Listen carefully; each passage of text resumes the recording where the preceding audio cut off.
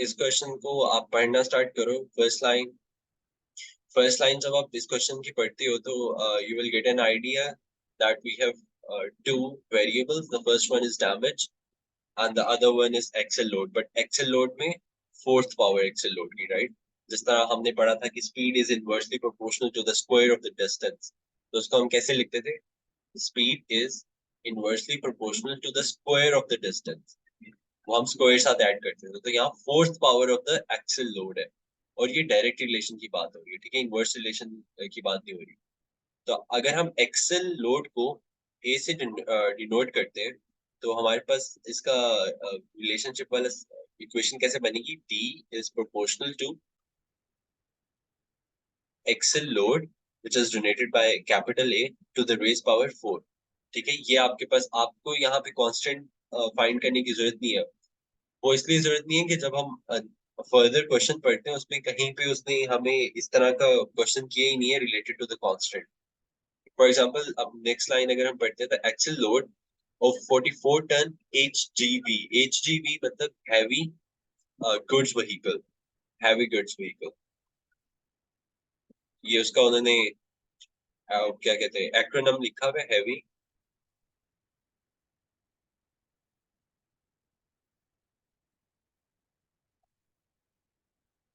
is about 15 times that of a car। अब वो इसमें ये कह रहे हैं कि जो कार पे लोड होता है, ठीक है, और जो हैवी गुड्स व्हीकल जो 44 टन, बेसिकली 44 टन उसका नाम पूरा उसने लिखा हुआ है, उसका जो लोड होता है it's 15 times more than that of a car. ठीक है, तो अगर यहाँ पे अब ये वाली लाइन यूज करके, ये वाली स्टेटमेंट यूज करके you can make another equation. ठीक है, फॉर एग्जांपल अगर आप axle load of HGV heavy goods vehicle को और axle load of a car, ठीक है, इसको अगर कंपेयर करो तो कैसे कंपेयर करोगे? Using this using this line, आपके पास जो HGV है it should be equal to 15 times multiply by axle load of car. ठीक है, ये स्टेटमेंट अगर आप यहां से पढ़ो तो यही पता चल रहा है ना, axle load of heavy goods vehicle is equals to 15 times axle load of a normal car. ठीक है, ये हमने इक्वेशन बना ली एक और using this line, right?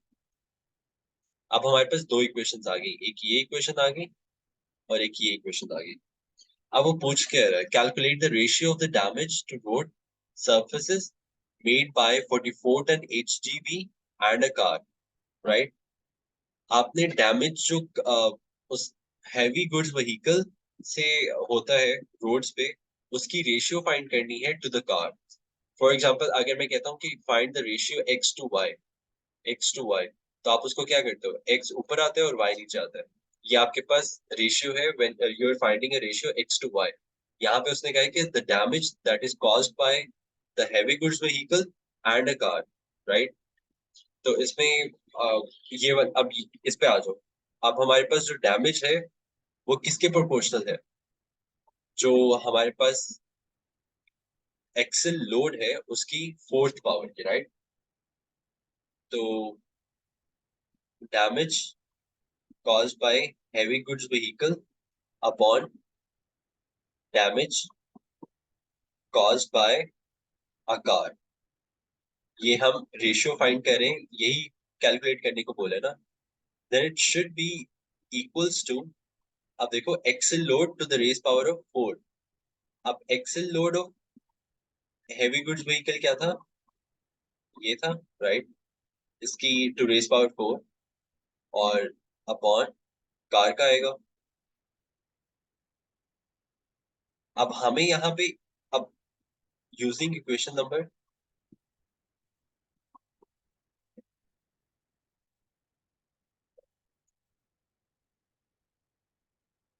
Using equation number 2, यहाँ पे इक्वेशन 2 में आपको क्या पता है? आपके पास जो axle load of heavy goods vehicle है it is equal to the 15 times of a axle load of a car, right? तो आप ये जो ये ऊपर न्यूमिरेटर है, आप इसको रिप्लेस कर सकते हो इसके साथ, ठीक है? इसके साथ करने का ये फायदा होगा कि आपके पास ये जो एक्सेल लोड ऑफ कार है ये कैंसिल आउट हो जाएगा, तो आपके पास 15 वाला एक फिगर आ जाएगा, तो उसको हम सॉल्व करेंगे सिर्फ।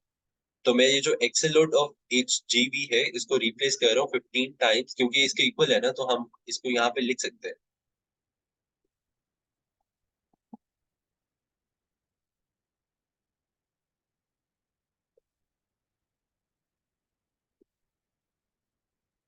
ठीक है, ऐसे लिख सकता हूँ ना इसको, क्योंकि ये इसी के इक्वल है ना, यहाँ पे हमने इसको प्रूव किया था। और ये भी 4 ही आएगा। ये 4 पता है ना क्यों आएगा? क्योंकि हमें पता है कि डैमेज जो है वो प्रोपोर्शनल है, जो भी लोड है, whatever the load is, axle load is उसकी फोर्थ पावर के। तो यहाँ इसीलिए यहाँ पे भी हमने ये फोर फोर लगाया, इधर भी फोर लगाया, तो इसमें कंफ्यूजन की जरूरत नहीं है। आई थिंक यहाँ पे मसला आ रहा है, लेकिन यहाँ पे बेसिकली जो इसका न्यूमिनेटर है, यहाँ पे वो इसकी वजह से मैं लिख नहीं पा रहा हूँ, बेसिकली ये है।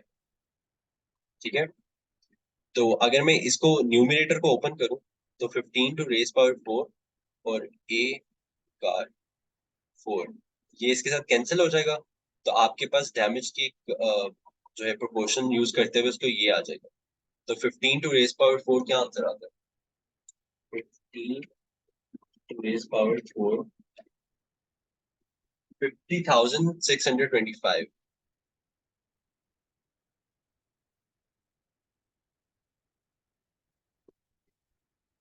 ये आपके पास डैमेज आ जाएगा, ठीक है? तो ये इस तरह आपने पूरा सॉल्व करना है। इसको बार बार एक दो दफा सुन लेना ताकि तुम्हें क्लियर हो जाए। और भी अगर इसमें कोई भी क्वेश्चन है तो मुझे मैसेज पे पूछना है, मैं फौरन आंसर कर दूंगा, क्योंकि ये क्वेश्चन थोड़ा सा ट्रिकी है।